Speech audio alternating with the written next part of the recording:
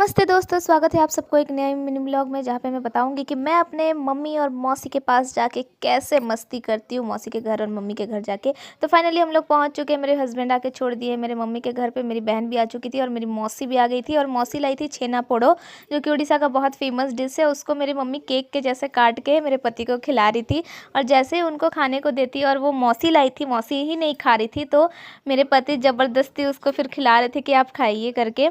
और बहुत ही मस्ती किए हम लोग उस दिन, बहुत ही मज़े किए। और ऐसे करके वो खिला रहे थे उसको छेना पोड़ो। उसको देख सकते हैं आप कैसे वो मुँह ये करी थी, नहीं खाऊंगी। और ये दोनों बच्चे अपने में ही लगे थे, पता नहीं। और मेरे पापा को कोई नाश्ता नहीं पूछा था, फाइनली उनको नाश्ता मिला तो उसी खुशी में वो पकड़ के बैठे हैं। और उसके बाद मौसी बैठ जाती है, फिर नाश्ता नाश्ता बनाने में हेल्प करती है। और यहाँ इसकी बेटी स्टाइल मार रही थी, तो मैं जाती हूँ, मैं भी थोड़ी सी हेल्प कर देती हूँ उसको। और ऐसे ही में हम लोग हेल्प करते हैं, काम वाम करते रहते हैं। और सडनली हम लोग का प्लान होता है कि हम लोग संबलपुर जाएंगे, तो सब लोग सडनली हम लोग रेडी वेडी हो जाते हैं।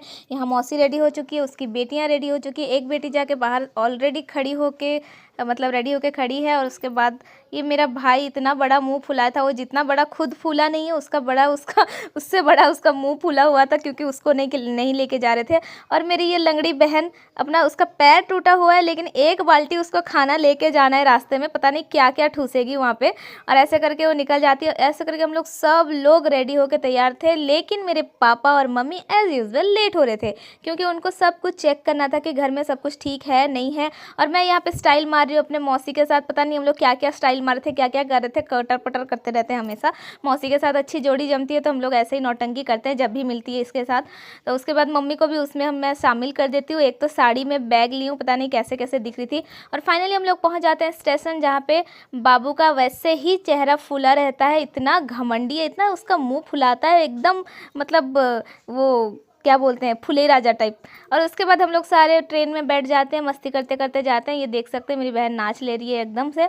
और मैं बोल रही हूँ पापा खो गए। और ऐसा करके हम लोग बैठते हैं। मम्मी को लग जाती है भूख, वो अपना मम्मी वाला स्टाइल खोल के अपना टिफ़िन विफ़िन निकालती है और अपना अपना नाश्ता करती है। और मेरे मुँह में भी ठूस देती है, जितना मेरा मुँह नहीं है उससे बड़ा वाला बाइट मेरे को देती है।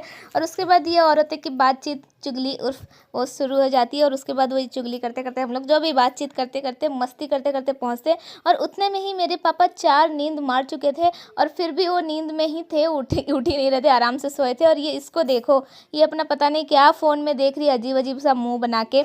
और उसके बाद ऐसे करके जब भी उसको पता चल जाती है वीडियो बन रहा है, तो स्टाइल मार लेती है। उसके बाद ये भी, और इसको तो पता ही चल जाता है, देख सकते हो उसकी अदा। और फाइनली हम लोग उसके घर पहुंच जाते हैं। खाना वाना भी खा लेती हूँ, लेकिन उसका क्लिप लेना भूल जाती हूँ। तो जब प्लेट खत्म हो रहा है तब मैं क्लिप ले रही हूँ, इसीलिए इसका चेहरा ऐसा बना हुआ है।